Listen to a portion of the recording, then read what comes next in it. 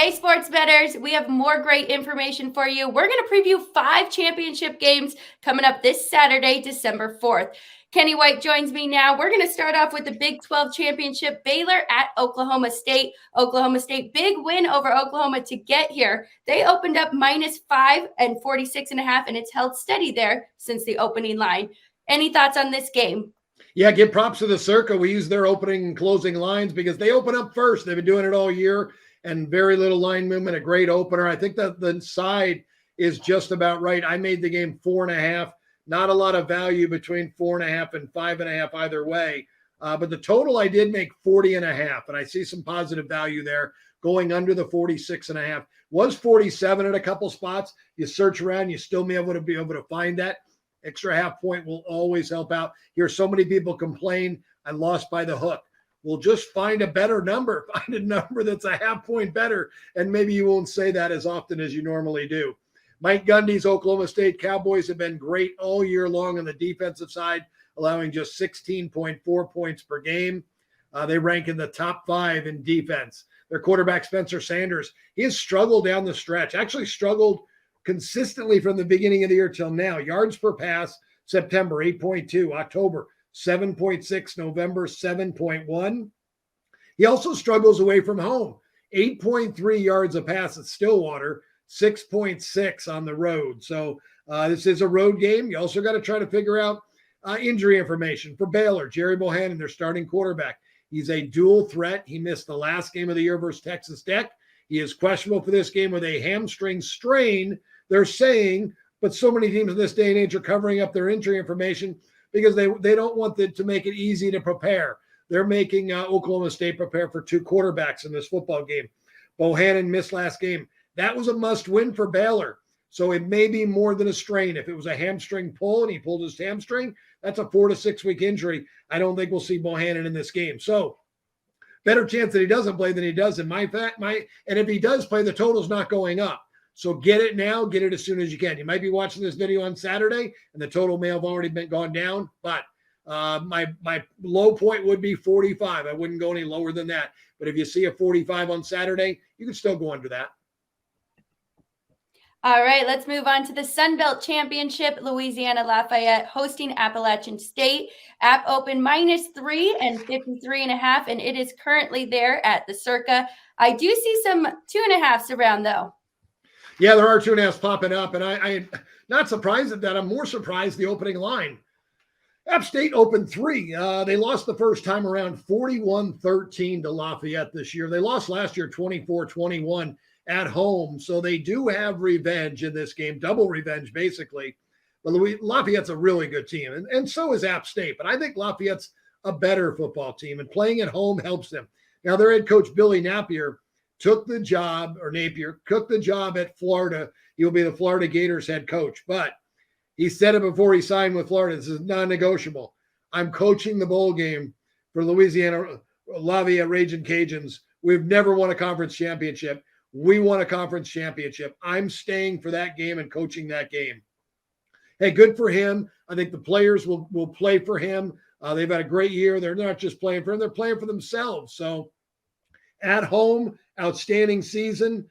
This game should be played at a fairly evenly paced game. Both teams love to run the football 58% of the time. App State's only losses this year, they lost 25-23 at Miami to the Hurricanes, and then that 41-13 loss to Louisiana. So I like this game under the total of 53.5. Both teams allow less than 20 points per game. And I like the Louisiana Ragin' Cajuns plus the 3. Shop around, make sure you get the 3. This line is dropping down to 2.5. Great breakdown. Moving on, I really like this game. Houston 11-1, Cincinnati 12-0. It's the American Championship. Cincinnati opened a 12-point favorite. They're down to 10.5. Total 54 down to 52. Thoughts on this game?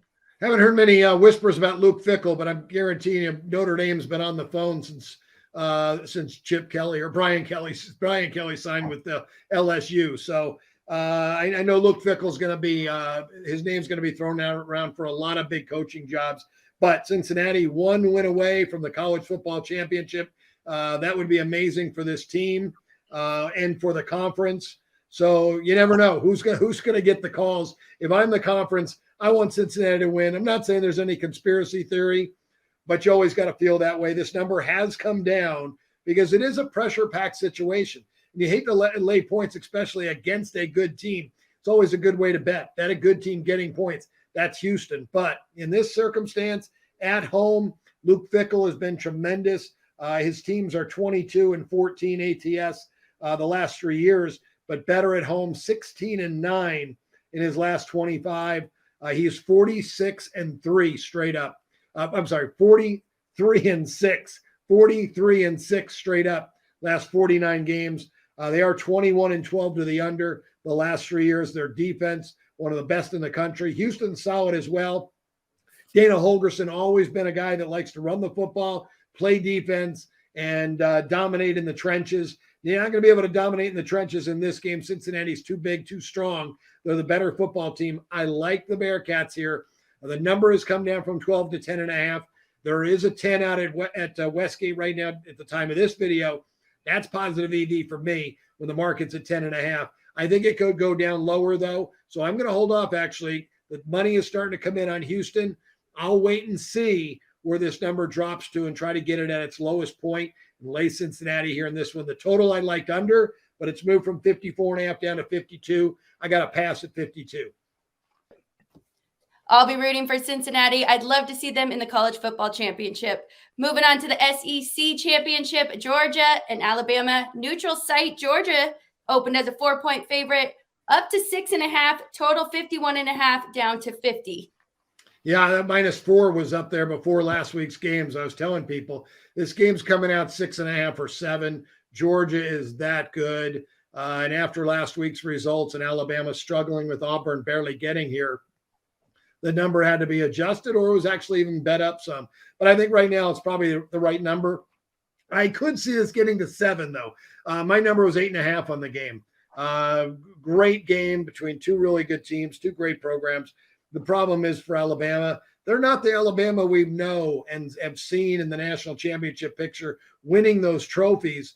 When they are that type of football team, they're usually ranked between 1 and 3 offensively and number 1 or 2 defensively. That's not the case this year. They're 12th best on offense, 8th best on defense. Georgia is exactly what Alabama used to be. The 3rd best offensive team in the country, led by Stetson Bennett, throwing for 10.8 yards a pass this year. Their defense, number 1 in the country, allowing just 3.7 yards a play. I expect total dominance from this Georgia defense. The most points they have allowed this year is 17. That was against Tennessee, who plays a up-tempo offense with a senior quarterback in Hendon Hooker, who's a dual threat and can make plays. I don't think Alabama gets past the 17 mark in this game. Georgia wins this one, and the total goes under. All right, let's go Bulldogs. Moving on to the Mountain West Championship, we have Utah State at SDSU.